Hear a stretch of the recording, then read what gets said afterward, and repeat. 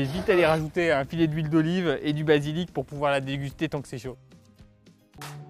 Allez, aujourd'hui sur Chef Club, on tente de fabriquer un four à pizza au feu de bois à moins de 100 €. Alors que sur le marché, ça vaut des centaines voire des milliers d'euros. La première chose qu'on a à faire, c'est d'aller faire un petit tour au magasin de bricolage, acheter 2-3 babioles. Ça va être vite fait, c'est parti, on y va.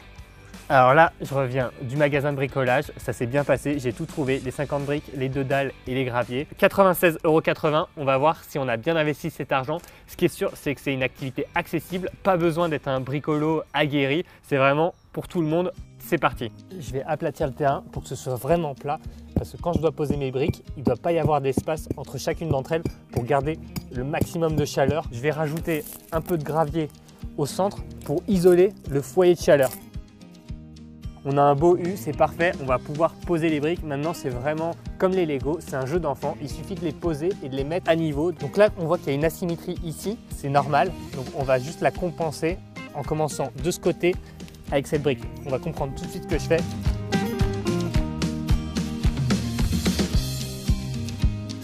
Hop, je termine le 3e étage et je commence le 4e, même système.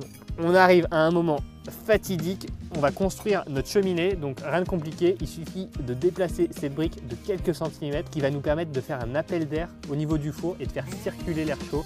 Il suffit de déposer la dalle juste ici. Hop, je viens compléter le four avec une dernière brique, donc toujours pour un maximum d'isolation. J'enchaîne, je la décale légèrement, donc là le conduit est toujours apparent et je viens fermer le conduit en la déposant juste ici. Je la dépose un peu sur le côté, donc c'est un peu en décalé, comme on peut le voir ici, et j'enchaîne. Hop, maintenant je fais le montage de la dernière partie ici. L'idée c'est quand même de laisser la cheminée apparente. Là on doit pouvoir voir ma main parce que l'air va circuler. Donc là je rajoute mes 2 dernières briques ici pour pouvoir fermer le conduit. Et normalement l'air chaud va circuler donc entre le foyer de feu et le four. On va tout de suite allumer notre four à pizza. C'est parti, quelques brindilles pour démarrer mon feu. Ça c'est mon allume-feu naturel, je vais l'allumer. Donc là je vais mettre ça sous les brindilles. Donc on ne peut pas rester trop longtemps à cause de la fumée, mais ça va bien se passer, j'en suis sûr. C'est exactement ce qu'on cherchait. Et je le dis en pleurant, mais j'ai jamais été aussi heureux.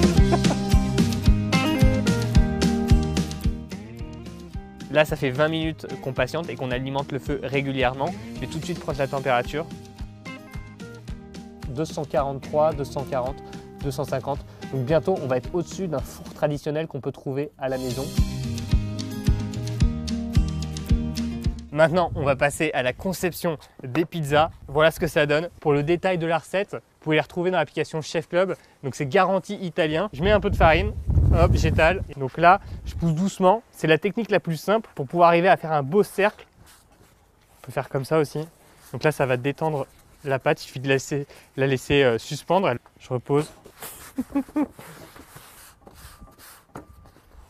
Maintenant que ma pâte à pizza elle est bien régulière et bien circulaire, je vais la poser sur la pelle à pizza. Hop, donc là la pâte elle est super fine. Regardez, je vous montre. Donc là il n'y a pas de souci niveau bactéries, j'ai soufflé dessus mais elle va cuire à plus de 350 degrés, il ne restera rien. Donc maintenant je vais la garnir. Donc là il faut aller assez vite, pas que la sauce tomate s'imprègne sur la pâte. On termine la sauce tomate, on enchaîne forcément avec de la mozzarella. Pour les puristes, vous pouvez mettre de la véritable mozzarella di bufala, donc celle qu'on trouve habituellement en boule. Hop, on enchaîne avec le chorizo. Hop, c'est parti, on l'emmène tout de suite se faire dorer. Donc là, le four, il est vraiment chaud, on y va. Donc là, il y en a pour 3-4 minutes environ. C'est très très chaud, plus de 500 degrés ici, plus de 350 degrés là-haut. On veut des petites bulles tout autour de la croûte qui est si caractéristique de la pizza au feu de bois. Là, moi, je vois les bulles qui commencent à sortir. On attend juste que la pâte se lève bien et qu'elle soit bien croustillante et dorée sur les côtés. Et l'attente, c'est la moitié du plaisir. Voilà, c'est cuit. On va la sortir tout de suite. Regardez-moi ces couleurs, c'est parfait. J'ai l'impression d'être pizzaiolo, d'avoir mon propre camion. C'est parfaitement cuit. Je vais vite aller rajouter un filet d'huile d'olive et du basilic pour pouvoir la déguster tant que c'est chaud. Hop, donc là, hop.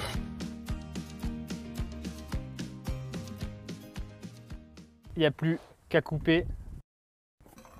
Et voilà. Donc là, franchement, c'est nickel, hein. Elle est belle. Le chorizo, il est parfaitement cuit.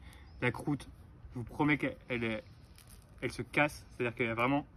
L'expérience, elle est concluante, c'est vraiment trop rigolo, c'est délicieux, ça fera des souvenirs extraordinaires pour la famille, les amis et surtout les enfants.